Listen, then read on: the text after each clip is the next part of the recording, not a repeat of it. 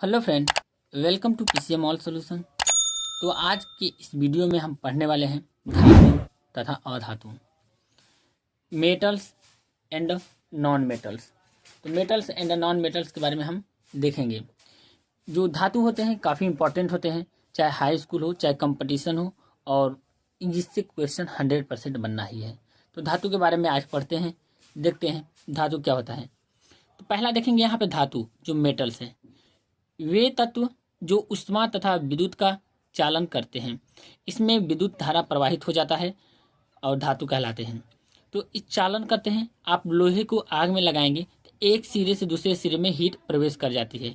तो इसीलिए कहता है कि यहाँ पे देखेंगे कि वे तत्व जो ऊष्मा तथा विद्युत का चालन करते हैं धातु कहलाते हैं। तो ये धातु के परिभाषा रहा। अब इसमें देखेंगे यहाँ से इलेक्ट्रॉन त्याग कर धनायन बनाने की प्रवृत्ति रखते हैं, अर्थात विद्युत के धनात्मक होते हैं। तो ये ज़्यादा इंपॉर्टेंट है, विद्युत के क्या होते हैं, धनात्मक होते हैं और इलेक्ट्रॉन को त्याग देते हैं। जैसे सोडियम हुआ, सोडियम में हम देख सकते हैं यहाँ से कि सोडियम एक इलेक्ट्रॉन त्यागेगा तो यहाँ पे Na+ होता है, Na+ हो जाएगा। तो इसी को बोला है कि इलेक्ट्रॉन त्याग कर धनायन बनाने की प्रवृत्ति भी रखते हैं, क्योंकि स्टेबिलिटी के लिए इलेक्ट्रॉन त्यागते हैं।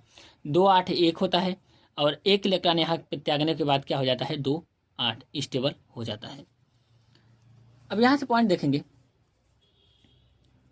यह कमरे के ताप पर ठोस होती हैं।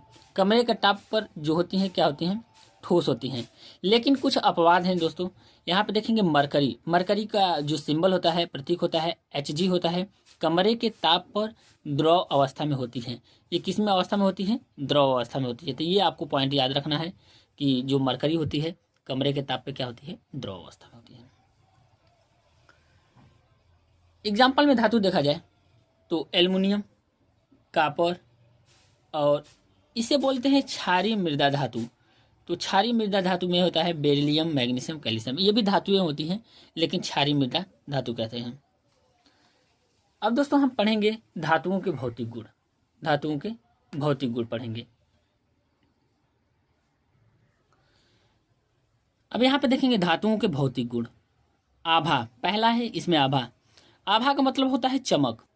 तो धातुओं में चमक होती है। आप लोहे को काटोगे तो उसमें क्या होती है, लोहे के काटने के बाद देखेंगे तो उसमें चमक उत्पन्न हो जाती है। जैसे सोडियम को काटेंगे तो उसमें चमक दिखाई देगी। तो सभी धातुओं में एक चमक होती है। यह चमक धात्विक चमक होती है। अब दोस्तों हम बात करने वाले हैं आघातवर्धनीयता की। धातुओं का वह गुण जिसके कारण उन्हें हथौड़े से पीटकर पतली चादर बनाई जाती है, आघातवर्धनीयता कहलाता है। दोस्तों हम सोना को हो या चांदी हो, उसको हम पीटेंगे तो एक चादर का रूप ले लेगा। लोहा को भी पीटेंगे तो चादर का रूप ले लेता है। यानी हम कह सकते हैं कि जो धातु होते हैं उसमें आघातवर्धनीयता पाई जाती है, जिसे हथौड़े से पीटकर हम उसको चपटे कर सकते हैं।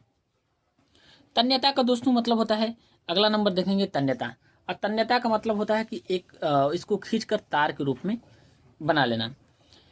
तो देखेंगे तन्यता, धातुओं का वह गुण जिसके कारण उन्हें खींचकर पतले तारों में परिवर्तित किया जा सकता है, तन्यता कहलाता है। सोने को हम क्या कर सकते हैं कि खींच के पतला तार बना सकते हैं। बहुत ज़्यादा महीन इसको तार बना सकते हैं, सोने को और चांदी को यहाँ से। तो ये रहे तन्यता के उदाहरण, सोना और चांदी। अब देखेंगे दोस्तों यहाँ से कॉपर तथा एल्युमिनियम। कॉपर को हम Cu कहते हैं, एल्युमिनियम को Al होता है, के तार विद्युत तारों के रूप में प्रयोग किए जाते हैं। हम देखते हैं खंभे पर लगा रहता है, वो कॉपर का तार होता है। और जो तार भी मार्केट में बिकते हैं ये एल्युमिनियम के होते हैं। तो कॉपर के तार और एल्युमिनियम के तार क्या करते हैं, विद्युत तारों के रूप में प्रयोग किए जाते हैं। हम अगला नंबर देखेंगे चालकता। चालकता दोस्तों क्या होता है, जिसको बोलते हैं कंडक्टिविटी। धातु में विद्युत तथा ऊष्मा की सुचालक होती है। सुचालक का मतलब जैसे हम लाइन यानी करंट क्या होता है, फ्लो होता है। जैसे हम देखेंगे कोई भी धातु होता है, हम उसको हीट करते हैं तो एक सिरे से दूसरे सिरे में हीट प्रवेश कर जाता है, यानी मुक्त इलेक्ट्रॉन के कारण ये होता है। तो वही बोला है कि धातुएं विद्युत तथा ऊष्मा की सुचालक होती हैं। तो इसमें करंट क्या होता है, आसानी से प्रवेश कर जाता है मुक्त इलेक्ट्रॉनों के कारण। यहाँ पे देखेंगे नोट, चांदी, सोने व तांबे तथा एल्युमिनियम में सबसे अच्छी सुचालक है, जबकि लेड उष्मा का कुचालक होता है। ये दोस्तों ये भी धातु है, लेकिन क्या होता है, उष्मा का कुचालक होता है। और सबसे अच्छी सुचालक जो होता है, चांदी, सोना, तांबा, एल्युमिनियम। तो ये दोस्तों जैसे चांदी हुआ Ag, सोना हुआ Au, तांबे हुआ, तांबे होता है कॉपर को बोलते हैं, एल्युमिनियम होता है Al। ये सब क्या है, और सबसे अच्छे उष्मा के सुचालक होते हैं। तो ये आप इसको चाहे तो स्क्रीनशॉट ले सकते हैं। तो दोस्तों ये रहे धातु। अब अगला नंबर देखेंगे।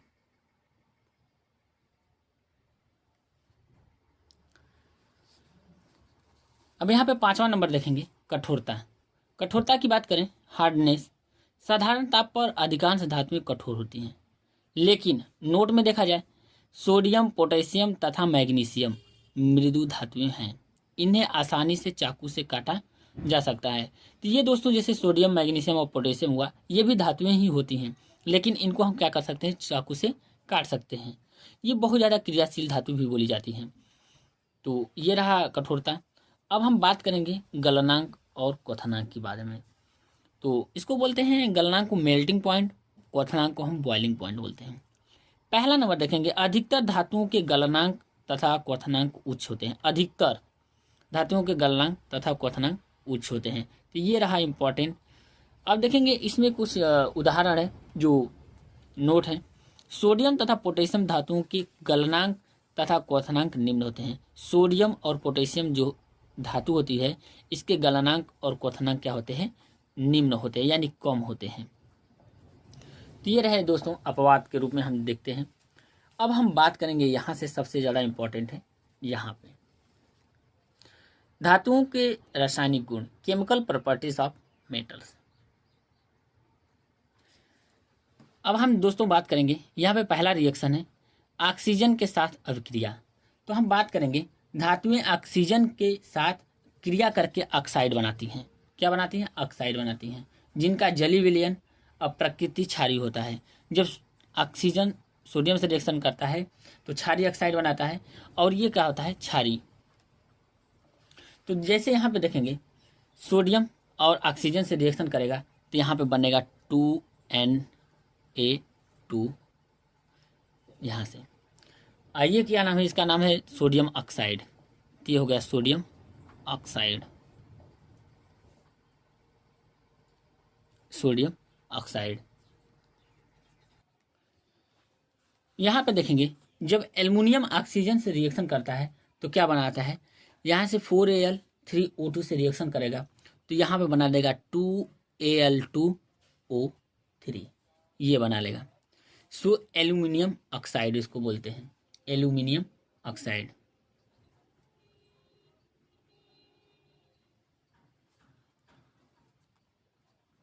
एल्यूमिनियम ऑक्साइड हो गया। अब हम जल के साथ क्रिया देखते हैं, रिएक्शन विथ वाटर। जैसे देखेंगे कि जल के साथ अभिक्रिया होती है, किसी धातु का जब जल के साथ अभिक्रिया होता है तो क्या बनता है, यहाँ से जल से अभिक्रिया करेंगे तो बनेगा मैग्नीशियम हाइड्रोक्साइड, MgOH का ट्वाइस, अब प्लस हाइड्रोजन गैस निकल जाएगा, यहाँ से हाइड्रोजन गैस निकल जाएगा। जब धातु जल से क्रिया करता है तो हाइड्रोजन गैस बाहर निकलती है। तो यहाँ से मैग्नीशियम हाइड्रोक्साइड इसको बोलेंगे, मैग्नीशियम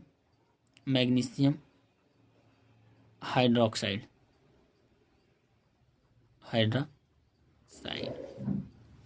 आइए इसको हाइड्रोजन गैस, हाइड्रोजन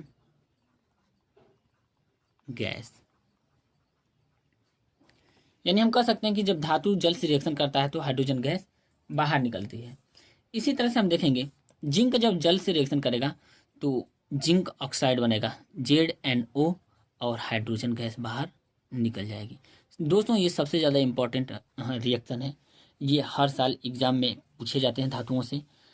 तो जब जिंक कोई भी धातु हो जल से रिएक्शन करेगा तो हाइड्रोजन गैस बाहर निकल जाएगी। अगला नंबर हमारा है यहाँ से, इसका नाम है जिंक ऑक्साइड। Zinc oxide. अम्लों के साथ अभिक्रिया, रिएक्शन विथ एसिड्स। अब दोस्तों यहाँ से देखेंगे, ये हमारा क्या है, धातु है, ये हमारा क्या है, अधातु है। तो मैग्नीशियम जब हाइड्रोक्लोरिक अम्ल से रिएक्शन करता है, यानी अम्ल से रिएक्शन करता है, तो मैग्नीशियम क्लोराइड बनाएगा MgCl2, और बाहर क्या निकलेगा, गैस H2। यानी हम कह सकते हैं जब धातु क्या करता है, अम्ल से अभिक्रिया करता है, तो हाइड्रोजन गैस बाहर निकलती है। तो मैग्नीशियम क्लोराइड, मैग्नीशियम क्लोराइड, ये बना लेगा मैग्नीशियम क्लोराइड। ये हमारा हाइड्रोजन गैस है। यानी हम कह सकते हैं कि जब धातु अम्ल से रिएक्शन करता है तो कौन सी गैस निकलती है, हाइड्रोजन गैस बाहर निकलती है। इसी तरह सोडियम भी निकल जाएगा। एल्युमिनियम की बात किया जाए तो Al 2Al 6HCl। देखिए दोस्तों यहाँ पे +3 संयोजकता होती है, तो 3 × 6, इसलिए यहाँ पे क्या हो गया, 6HCl की है। तो जैसे ही रिएक्शन करेंगे तो क्या बनेगा, 2AlCl3, ये बना लेगा। अब प्लस यहाँ से हमारा क्या निकल जाएगा, हाइड्रोजन गैस निकल जाएगा, यानी 3H2 गैस बाहर निकल जाएगी। एल्युमिनियम क्लोराइड इसका नाम है, एल्यूमिनियम क्लोराइड, ये रहा एल्युमिनियम क्लोराइड। अब कौन सी गैस निकली है, हाइड्रोजन गैस निकली है। यानी हम कह सकते हैं कि जब धातु जल से अभिक्रिया करता है तो हाइड्रोजन गैस निकलता है, जब धातु अम्ल से अभिक्रिया करता है तब भी हाइड्रोजन गैस ही बाहर निकलता है। तो ये दोस्तों बहुत ज़्यादा इंपॉर्टेंट है हाइड्रोजन गैस को रिलेटेड।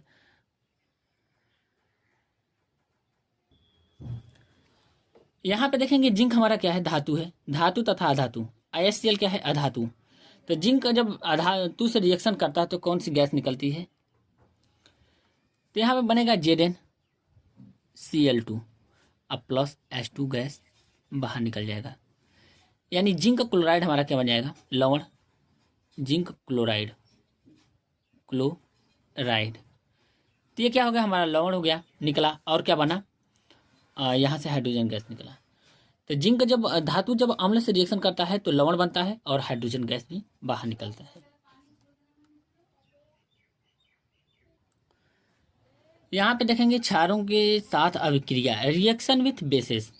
जिंक जब सोडियम हाइड्रोक्साइड से रिएक्शन करता है तो यहाँ पे क्या हो जाता है कि ये जिंक हमारा जो सोडियम हाइड्रोक्साइड के साथ जब से रिएक्शन करेगा तो सोडियम हाइड्रोजन जिंक बनाएगा। दोस्तों इसको इंपॉर्टेंट कर लेते हैं, यानी यहाँ से बनेगा Na2ZnO2 और हाइड्रोजन गैस बाहर निकल जाएगा। तो ये रहा इंपॉर्टेंट दोस्तों, सबसे ज़्यादा इंपॉर्टेंट है सोडियम हाइड्रोजन जिंकेट इसको बोलते हैं।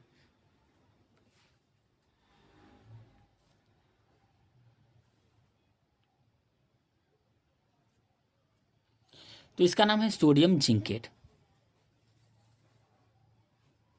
Sodium zincate. देखेंगे दोस्तों जब जिंक सोडियम हाइड्रोक्साइड से रिएक्शन करता है तो सोडियम जिंकेट बनाता है और हाइड्रोजन गैस बाहर निकल जाता है। तो ये दोस्तों काफ़ी इंपॉर्टेंट है, ये भी है, ये भी इंपॉर्टेंट है। अब धातुओं का उपयोग देखा जाए तो यूजेज ऑफ मेटल्स, धातुओं का उपयोग मशीनें, मोटर गाड़ियाँ, वायुयान, रेलगाड़ियाँ, उपग्रह, औद्योगिक, जल बॉयलर इत्यादि के निर्माण में किया जाता है। तो ये रहे दोस्तों धातु के बारे में। अगला नेक्स्ट वीडियो हमारा बनेगा वो होगा अधातु के बारे में। तो वीडियो को लाइक करें और चैनल को सब्सक्राइब करना न भूलें। थैंक यू दोस्तों। बेल आइकन दबाना न भूलें, जो आप पे नोटिफिकेशन जाएगा हर वीडियो देखने के लिए।